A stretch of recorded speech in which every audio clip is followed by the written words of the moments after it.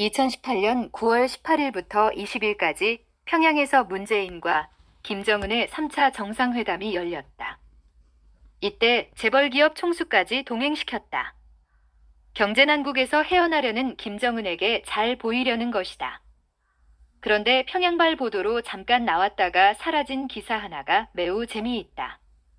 이재용, 구광모, 최태원 등 4명이 호텔의 한 방에서 모여서 담소하면서 밤을 새웠다는 보도였다. 각자 배정된 방에서 따로 지내지 않은 것이다.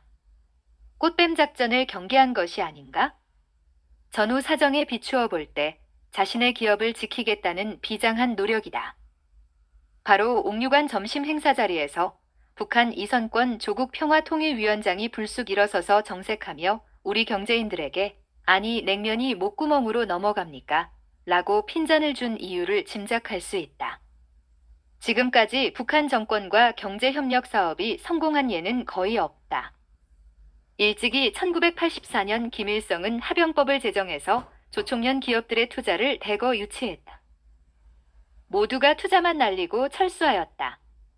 조총련계 1위 기업 모란봉 그룹의 전진식 사장이 북한 당국이 약속을 안 지켜서 사업이 실패했다고 항의하면서 도대체 계약이 무슨 의미인지 아느냐고 힐문하였다. 당시 합영총회사 이사장으로 나중에 경제부총리가 된 김달현이 계약은 가격이 아니냐고 엉뚱하게 답변하였다. 북한에서 시장 경제를 가장 잘 안다는 김달현마저도 이 약속은 지켜야 한다는 의미를 이해하지 못한 것이다. 북한의 김씨 세습 정권은 약속을 안 지키고서도 전혀 미안하게 생각하지 않는다. 경제 거래뿐만 아니라 정치 외교 군사 문제에서도 약속 위반을 대수롭지 않게 생각한다. 해서 북한 정권에 걸려들면 누구든 패가망신하기에 십상이다. 김대중이 대통령 취임 후 남북 정상회담을 하기 위해 막대한 현금을 지원하였다. 이때 끌어들인 것이 현대의 정주영이었다. 결과는 현대 아산의 파산과 후계자 정몽헌의 자살인지 타살인지 석연찮은 불행이었다. 본래 김대중은 삼성을 먼저 끌어들이려 설득하였다. 그때 삼성은 대북 경협 규모가 과장 한 사람 목에 지나지 않아서 본격 진출할 시기가 아니라고 현명하게 피했다. 그래서 자금 압박을 받던 현대그룹이 덥석 달려들어 소 500마리 방북을 비롯한 금강산 개발 사업들을 벌였다. 그 과정에서 현금 5억 달러 불법 송금으로 곤욕도 치렀다. 덫에 걸리지 않은 삼성은 아직도 상황을 주시하고 있다. 북한의 함정에 빠지지 않으려고 조심한다고 보면 된다. 개혁, 개방을 하지 않는 북한 땅에 대규모 투자를 할 리가 없다. 무지개 같은 약속으로 유혹하더라도 속지 않을 것이다. 제대로 된 대기업이라면 당연한 일 아닌가? 그러한 방침에도 불구하고 자칫 함정에 말려들 수 있다. 그중 하나가 바로 북한의 꽃뱀 작전이다. 북한의 꽃뱀 작전의 재물들은 우리 주위에 이미 너무도 흔하게 알려져 있다. 과거 일본 사회당 인사, 미국 내 한인 목사들 사이에서 이야기가 시작되었다. 북한 전문가들 분석으로는 김대중, 노무현 시기에 잦아진 방북자들 가운데 많은 인사가 걸려들었다.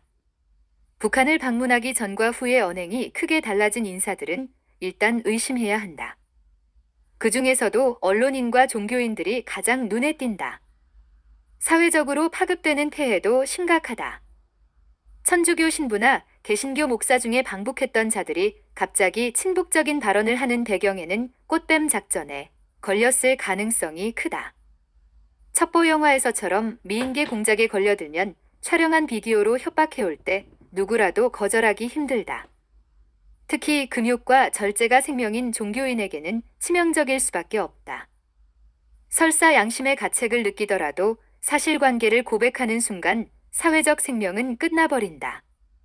또한 같은 수법에 걸린 동료 성직자가 수백 명 이상일 때에는 극소수의 양심 인사를 오히려 헛소리라고 뒤집어 씌우기도 한다. 한 번 걸린 함정에서 좀처럼 헤어날 수가 없다. 그러기에 그들은 북한 정권의 주장에 동조하거나 한국 정부의 대북 유화 정책을 촉구하기도 하고 반미 활동에 앞장서는 것이다. 문재인의 친북 정책을 지지하는 것도 단순한 우연이라고 보기는 어렵다. 대표적인 성직자 집단이 정의구현 사제단이다. 대한민국 수호 천주교모임 대수처는 2020년 12월 10일 성명을 발표하여 사제들의 죄악상을 요지 아래와 같이 고발하였다. 2002년 6월 13일 효순이 미선이 교통사고 사망을 반미운동으로 이끌었다. 2003년 11월 3일사 제103명이 북한을 다녀와서 KR기 테러범 김연희가 가짜라고 북한 편을 들었다. 2008년 사제 96명이 북한을 다녀와서 광우병 폭동에 앞장섰다. 2010년 3월 26일 천안함 복침을 조작극이라며 북한의 면죄부를 주려 했다. 2010년 11월 23일 북한의 연평도 포격에 대해 박창신 신부는 NLL에서 한미군사 훈련을 하면 북한에서 쏴야죠. 그게 연평도 포격이라고 했다. 2014년 4월 16일 세월호 참사가 일어나자 미국 잠수함이 고의로 침몰시킨 것이라며 촛불 시위를 선동하였다. 2015년 11월 24일 정의구현사재단 대표 16명이 북한을 다녀와 민노총과 폭동을 일으켜 경찰 129명 부상, 경찰버스 52대 장비 231점을 파손했다. 그들은 천성산 터널, 제주 해군기지, 사대강, 밀양 송전탑, 평택 미군기지, 사드, THAAD, 기지 건설반대 집회 등 현안마다 개입해 공사 방해 갈등을 부추기고 수천억 혈세를 낭비하게 했다. 그들은 북한 정권을 한 번도 비판한 적이 없고 북한 동포와 탈북 동포를 위해 촛불을 든 적이 없다. 2019년 9월 30일에는 2270명 정치사제 수도자들이 조국 지지 선언을 했고 2020년 12월 7일에는 3948명 정치사제 수도자들이 문재인 비리 파헤치는 윤석열 검찰총장 퇴진을 요구하는 시국 선언을 하였다. 이렇게 해악이 심각한데도 불구하고 평양꽃뱀 작전에 걸려 국익에 반하는 언동을 한 사람들, 특히 성직자들의 사실관계는 밝혀내기가 쉽지 않다. 강한 추정만이 가능할 뿐이다. 한반도가 통일되어서 평양의 비밀 문서고가 열릴 때 그들의 국익 훼손 반역 행위는 밝혀질 것이다. 그렇기 때문에라도 그들은 한반도 통일을 두려워하는 것이 아닌가? 삼성을 비롯한 대기업들이 북한 정권이나 그를 돕기 위한 친북 인사들의 덫에 걸려 곤욕을 치르지 않도록 온 국민이 눈을 부릅뜨고 지켜줘야 한다. 그것이 바로 국익을 위한 일이다. 김서구 객원 칼럼니스트 21세기 국가발전연구원 원장, 전 통일원 차관